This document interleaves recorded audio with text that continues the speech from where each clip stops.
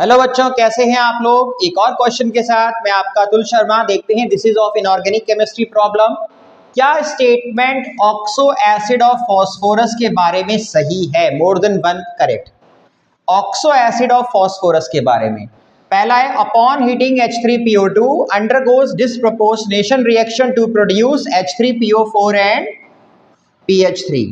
ये कह रहा है अगर H3PO2 जो है ये डिसप्रोपोर्शनेट रिएक्शन देगा तो ये कन्वर्ट हो जाएगा H3PO4 और PH3 में।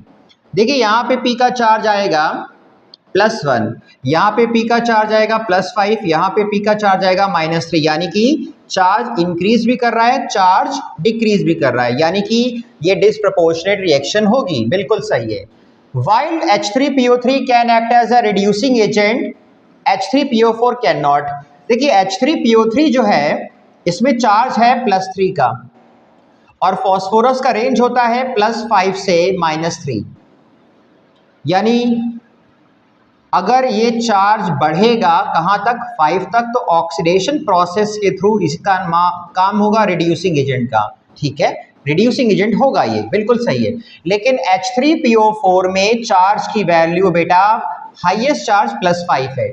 अब ये और इंक्रीज नहीं कर सकता तो रिड्यूसिंग कभी नहीं होगा, तो बिल्कुल सही ऑप्शन है।